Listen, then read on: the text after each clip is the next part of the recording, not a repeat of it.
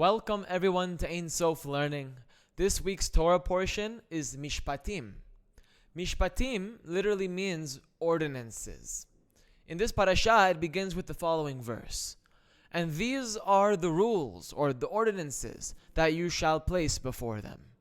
God is commanding Moses to speak to the children of Israel and tell them a bunch of ordinances, a bunch of laws that pertain to the way they should treat each other, the way they should treat slaves or servants. We know that in this parasha, we are learning about the concept of slavery. What is slavery in Judaism? The concept of indentured servitude is a better word than slavery, because whenever we think of slavery, we think of what happened in America not too long ago with African Americans. They were literally slaves in America, which means that they are working without being paid for. But it's not that they're working for any reason. They're working because they were considered to be subhuman. And that was the case with regard to many different societies throughout history, throughout human civilization. The human ego believes that one race is more superior to the other, so they make the other race a slave.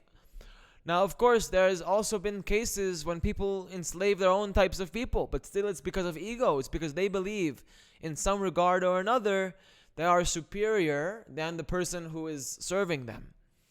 But in the Torah, that's not the case. Slavery, again, like I said, is better understood as indentured servitude, which means that a person owes somebody a certain amount of money, but they don't have those means to pay what they owe. So the way that they pay them back is through labor. Just the same way that a person gets a job and they make money through working for their employer.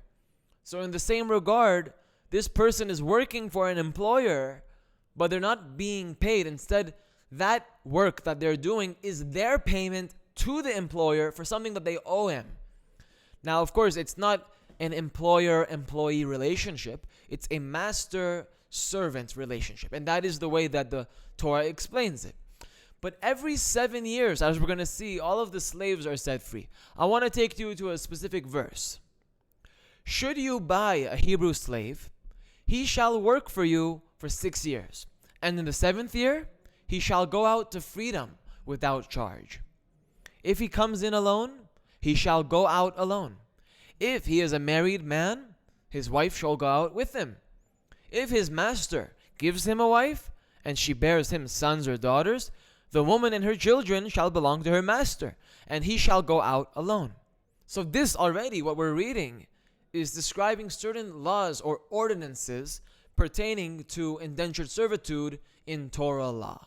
So if we believe that the Torah was given by God, then of course we know that these words that we're reading can be understood on a deeper level as well. Not only the physical, simple explanation, which our eyes and our minds understand right off the bat, but there is a deeper explanation, what we call remez. Remez means a hint or clues that can be deduced from these words. So let's get into Rabbi Yaakov Abuchatzera's Pituchei Chotam to get to the deeper levels. Rabbi Yaakov Abuchatzera was the Baba Sali's father. Just to clarify, I think before I accidentally said it's the Baba Sali, but it's not, it's the Baba Sali's father. It can be alluded that when it says that we're talking about slavery and we're talking about a woman and children and a master, this is actually describing the relationship between a Jew and God. A Jew is compared to the slave because a Jewish soul, or a neshama, we call in Hebrew, is really a servant of God. If you think about it, what is a neshama? It is a part of God, first of all, but it is sent down to this world in order to serve Hashem and to make the entire world holy, just like the neshama is holy.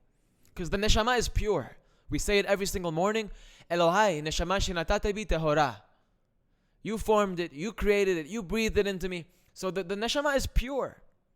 But the neshama wants to uplift the body, because the body has been damaged. Not to mention the ruach and the nefesh, they have a tikkun to do. The tikkun is in the nefesh and the ruach, but the neshama is totally pure. The goal is to reach the neshama. For most of us, we're on the level of nefesh. we have to learn to connect to Ruach, then we can connect to Neshama.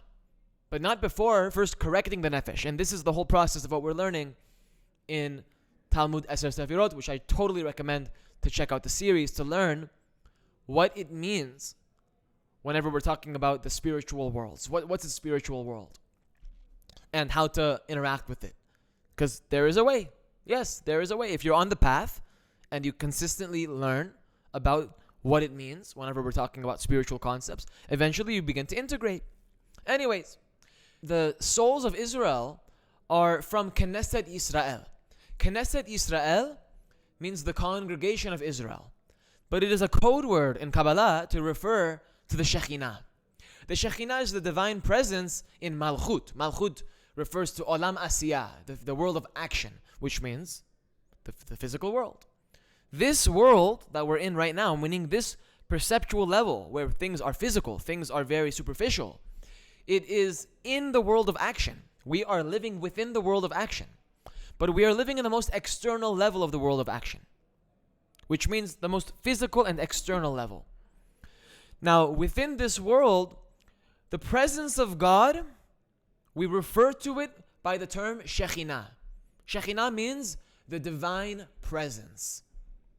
That's why before we pray Shacharit, Mincha, or Arvit, we say L'Shem Yichud Kudsha Berichu Ushchinte, for the sake of the unification of the Holy One, blessed be He, and His presence.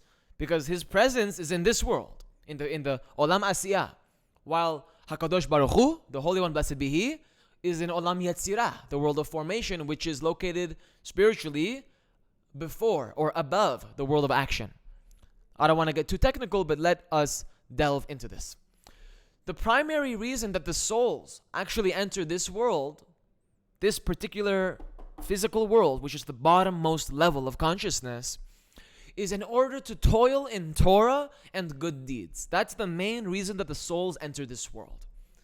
And by doing that, they are able to transform the selfish desire which is inherent within this world into a vessel that can receive the light of God, because the light wants to dwell in this world. We are here to build a dwelling place for the light of God to rest in this lowly world. This fallen, exiled world needs to be corrected, and that's what we call tikkun olam. So for that reason, God sends part of Himself down into this world. What is that part of Himself? Those are the souls of Israel, which are literally from God. And you can have, and I'll put a verse on the screen right now, which shows that the nation of Israel is part of God. Now, the primary years of a person are 70 years. This is what we learn not only from the from the Mishnah, but we learn this from King David himself, who says in Tehillim chapter 90, verse 10, "The days of our years are 70 years." And perhaps this fixed period of 70 years corresponds to none other than the 7 Sefirot of the Tree of Life, the 7 lower Sefirot, what we refer to as Chesed, Gevurah, Tiferet, Netzach, Hod, Yesod, Vemalchut. Because each of these Sefirot consists of another 10 Sefirot. So each of these, which has 10 Sefirot, together we get 70 Sefirot, referring to the 70 years of a person's life. As we know, that the word Sefirah in Hebrew has the same gematria as Shana, which means year. So 70 Sefirot, or 70 years, those are the primary years of a person. It is an obligation upon every son or child of Israel, not just son, but even daughter, every child of Israel, to essentially rectify his days. Rectify, which means to bring tikkun to his life. Because his life, although we said the neshama is pure, but if he's not connected to the Shekhinah, if he loses touch with his neshama, which is the Shekhinah, then there is a certain tikkun which needs to take place in order to repair the situation to the original state of connection which it was in. Why would a soul lose touch with itself? Well, that's actually the story of Adam in the Garden of Eden. When Adam ate from the tree, he dropped levels of consciousness. And what that really means is that he separated from who he really was. He lost himself. He lost himself, and that's why he was kicked out of the garden, because The garden is a metaphor for the world of the soul, the world of spirituality, of closeness and connection with God, with the Shekhinah. Before the sin and with the tree of knowledge, the presence of God was here. I mean, there was no separation between this world and the upper worlds. But after the sin, a distance was made, a separation was made. Now, is there a real distance? No, it's really just the perception of separation, which we are trying to fix. Because the truth and the reality is that there is no separations, there are no differences which exist in the Ein Sof. Ein Sof is the how do you say? It's the endless. It's the reality which precedes the creation of the worlds, where everything is one, where Him and His name are one, which means that the upper light and the desire to receive, which means the light and the vessel, were one. You can't distinguish them from each other in this reality called Ein Sof, which precedes the creation. It's a world of just light. Everything comes from the endless light. Everything. The creation was actually the creation of the perception of separation from the light. That's what the creation really was. That's why Olam Bria has the letter Bet in the beginning of the word. Bet, and also the Torah starts with the letter Bet, because Bet means duality, the number 2, to show that there is light and darkness. There is a difference now. There is the perceptual difference between the light and the vessel, which didn't exist before the creation, which didn't exist before the worlds were created and before they were emanated, which means not only before Bria, but even before Atzilut. There was no differentiation. So it is our responsibility to bring tikkun, rectification, to the days of our life. Now, it is a common thing that we often see, that people learn Torah, they do mitzvot, but they don't do it l'shem shamayim, which means they don't do it for the sake of heaven. In other words, they don't do it for the sake of the unification of the Holy One, blessed be He, and His Shekhinah, which means the upper worlds and the lower worlds. Because we said the presence of God in this world is called Shekhinah. But the presence of God in the upper worlds, particularly Olam Yatzirah, we refer to this name as HaKadosh Baruch Hu, the Holy One, blessed be He. Yud Kei Vav Kei. Yud Hey Vav Hey are the 4 letters of God's name. He dwells primarily in Olam Yetzirah. There are different revelations of God, different names of God in the different dimensions of the consciousness, dimensions of the different worlds. For example, in Malchut, we have the name Aleph Daled Nun Yud. But in Zeir Anpin, which we said is Olam Yetzirah, you have the name Yud Hey Vav Hey. Then in Bria, you have a different name. Keter, you have Shem Ekyeh, Aleph Hey Yud Hey. Many different names that correspond to the different ways that God reveals Himself within His own world that He created. Because there's one God, but there are many names. Because there are many ways He expresses Himself to His own creation. It's similar to, I'm one person, but I have many different titles. I'm a son from the perspective of my parents. I'm a father from the perspective of my children, soon to be, B'ezrat Hashem. I am a friend from the perspective of my friends. I'm a YouTuber from the perspective of people watching. I have many different titles. You can say I'm a male from the perspective of gender. You can say many things. Many titles. It depends from what type of a relationship you're referring to. One day I'm going to be called a psychologist, B'ezrat Hashem, because I'm going down the path of psychology. That's one of my titles soon. So there are many titles. God also has many different titles, many different names. Albeit there is a difference between a name and the title, but that's besides the point.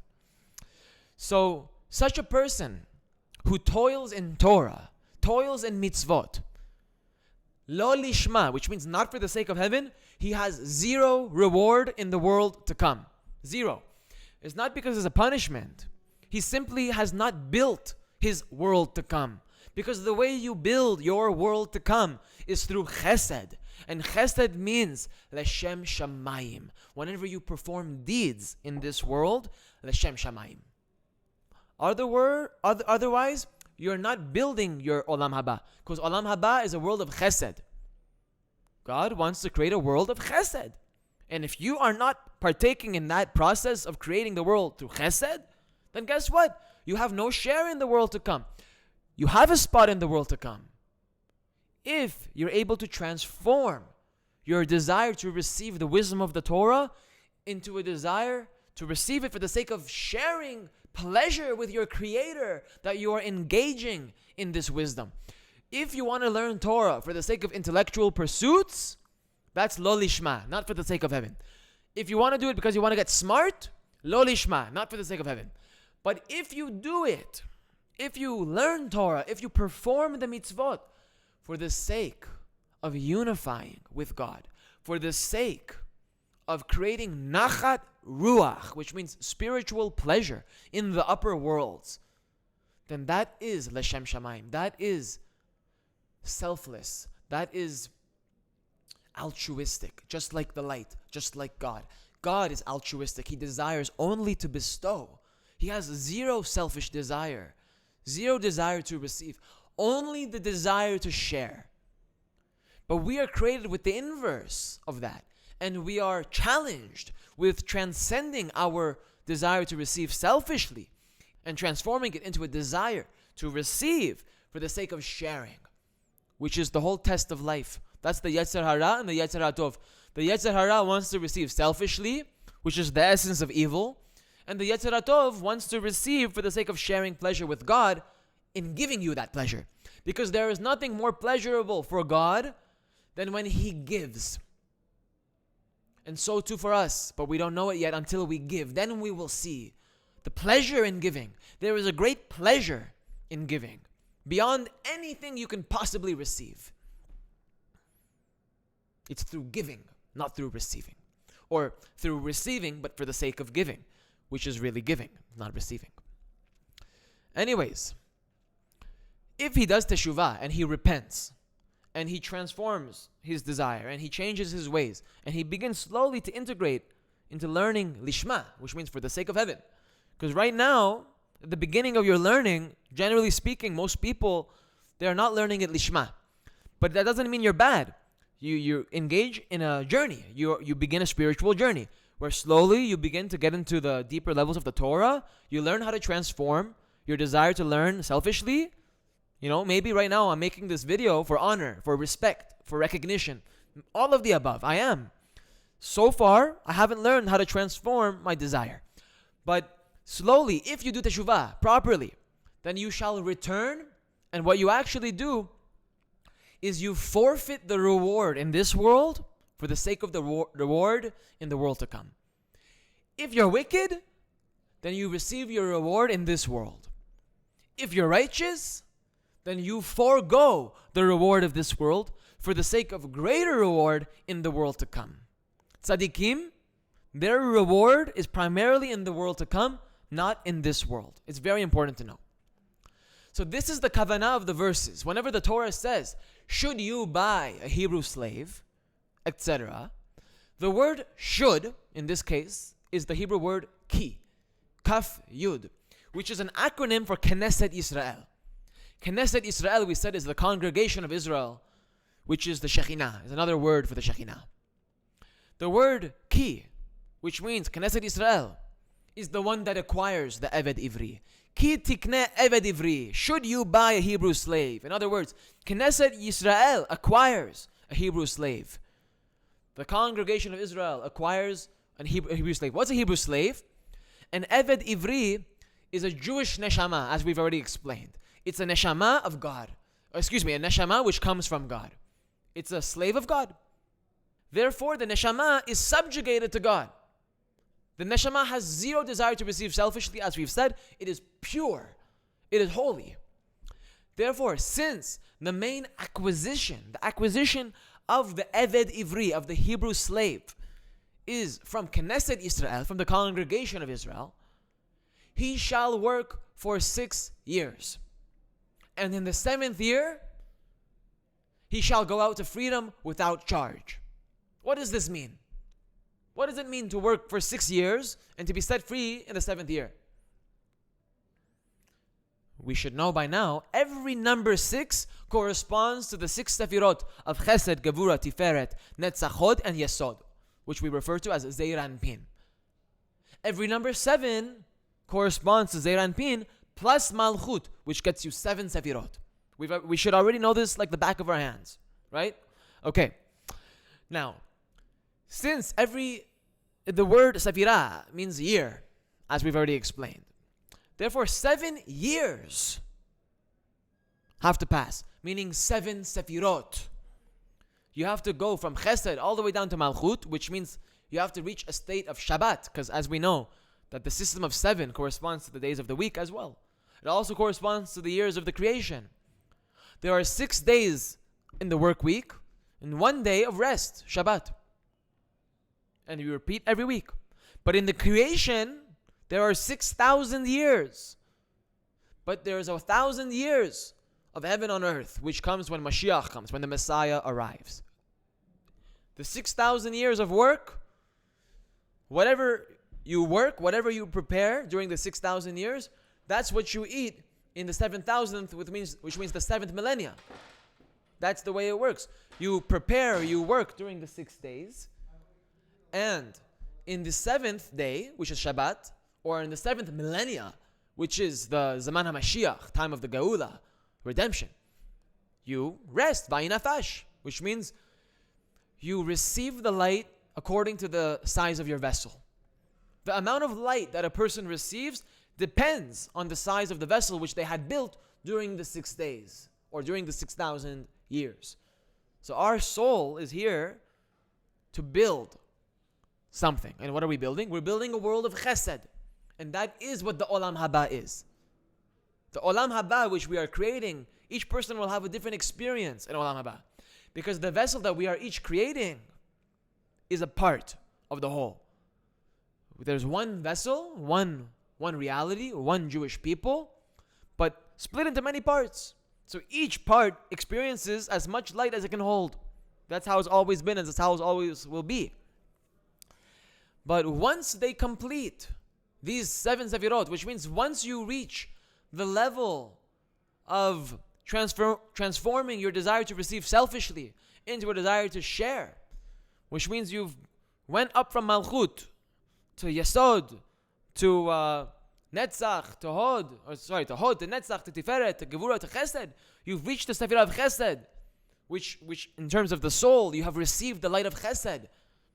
That we have to start transforming our desire to receive selfishly, little by little, into a desire to receive for the sake of sharing.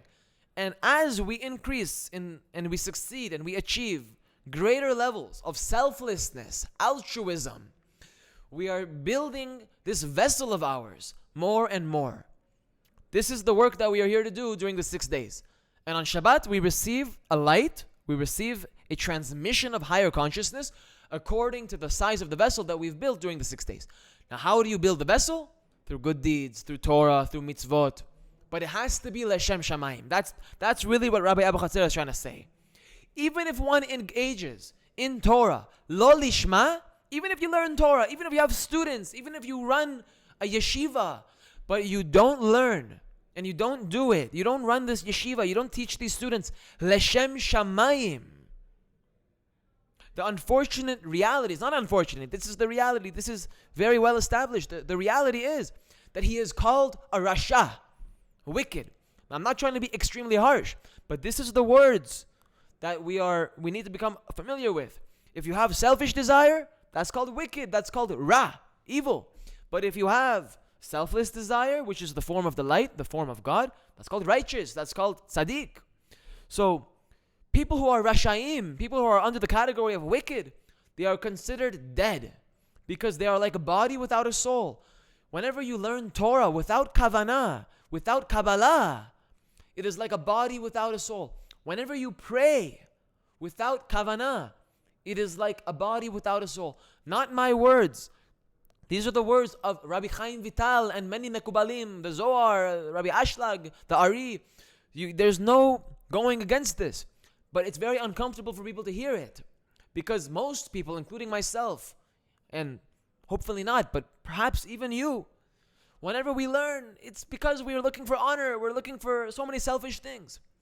So unless we're on a learning path, which the destination, and we understand that the destination is to transform, the goal is to transform this selfishness then we're not going to get anywhere. Unless we are on a learning path where you understand that the goal is altruistic desire. And yes, it is possible, don't you doubt it for a second. Otherwise, the entire Kabbalah and the entire Torah is wasting all of our time. Because that's the only reason that the Torah was given. To teach us how to transform the desire to receive into the desire to share. To bring us to a state of elevated consciousness and oneness and cleaving with the light. It continues. Im begafo yavo. If he comes in alone, begafo yetzeh. He shall go out alone. Meaning, if he comes into this world, if he enters Olam Haba alone, which means he doesn't have any good deeds. If he comes to Olam Haba, he comes before God after 120 years, and he doesn't have any mitzvot, he doesn't have any merits, no good deeds, no Torah lishma. He hasn't learned any Torah lishma. He comes alone, which means he comes with his body, only with his body. Therefore, because the word begafo, which means alone, has the word guf. The word begufo, it's similar to with his body. If he comes with his body, then he shall leave begufo with his body as well. Because you didn't come with any spirituality. You lived a life of serving the body. Therefore, that's what you have to eat. Just continuing in your selfish ways. Right?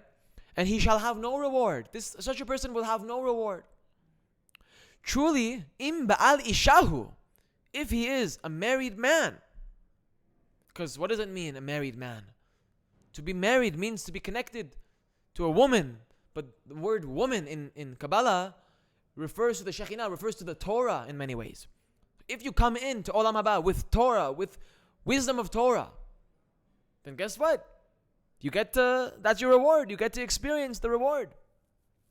So, if you engaged in Torah, you keep the Torah and the mitzvot, lishma. Because again, if you don't do lishma, then you're coming in alone. But if you engaged in the Torah and mitzvot, lishma, which means you're a married man, because you are connected to this woman, which we refer to as the Torah, then v'yatzeh ishto imo, his wife goes out with him. In Kabbalah, the Torah is compared to a woman. That's why on Shabbat we read Eshet Chayil. Eshet Chayil miyimtza na na na na na na.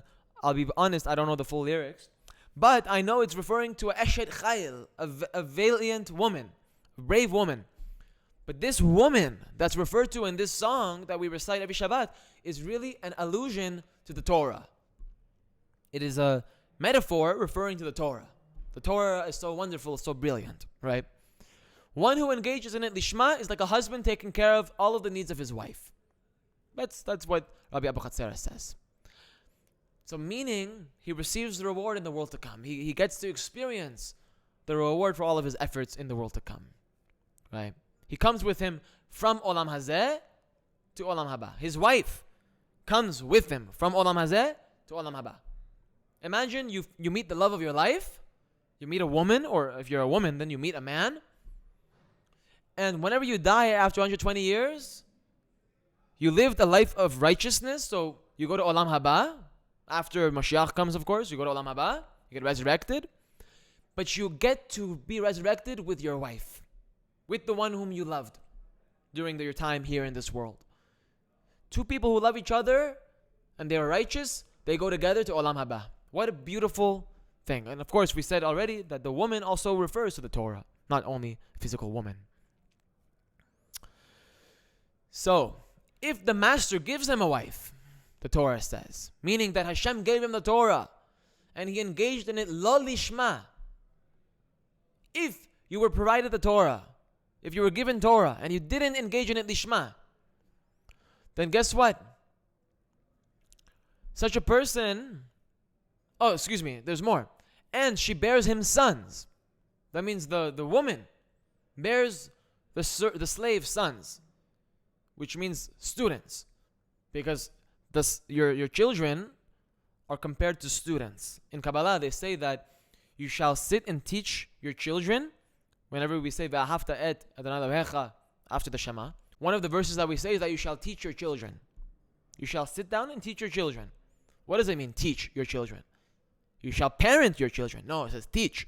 Why? Because your children are compared to students.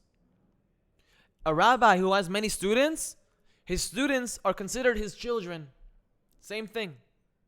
So it says whenever the woman, if the master provides the slave a wife, and the wife bears the slave children, this is really a metaphor for a neshama of Israel who acquires many students. He is a Talmid Chacham, he is a wise man, and he has many students, right? Even though he has many students, even though he has a lot of Torah, right? Because he didn't learn Lishma, if he didn't learn Lishma, even though he did all of these good things, he still has no reward in the world to come. Because the students, the sons, the children, they're called banim or banot, sons or daughters. But the same word for sons and daughters is for builders. Bonaim. Builders. Why? Because they are the builders of Olam Haba. The students, the children, they learn Torah through the transformation of their will to receive into a will to share. Altruistic, chesed, love thy neighbor as thyself. Receiving the light of the Torah for the sake of giving God pleasure of giving you that light. That's what we call Hashem Shamayim. That's what we call pure and altruistic desire. Those students who have that quality of chesed, they are the builders of Olam Haba. And we have the potential to be that. We are obligated to be that. We are that. We just haven't revealed it, but we are obligated to reveal it. Because otherwise, we don't get the benefit. We don't, because we didn't reveal it, so therefore it remains concealed from us. The reward that we could have otherwise received from our efforts of L'Shem Shamayim, we don't get them because we never revealed it. And he shall go out alone, and he shall go out empty-handed. He enters Olam Haba empty-handed. Again, this is a very intense teaching right now, what we're right now learning. But it should wake a person up.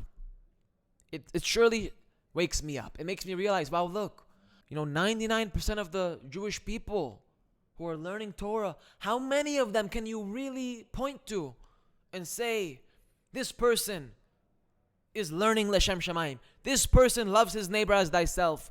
This person, the only reason he's learning is because he wants to provide nachat ruach in the upper worlds. He wants to create spiritual pleasure in the upper worlds.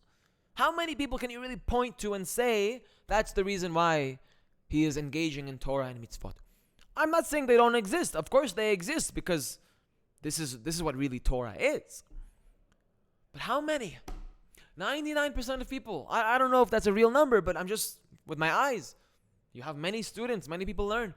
But if you don't do it, derech pardes, this is what I'm trying to say. The point is, if you don't learn derech pardes, which means first you learn pshat, then you go to remez, then drosh, then sod, which means slowly you deepen your understanding of the Torah, you deepen your connection with God through the wisdom of Kabbalah.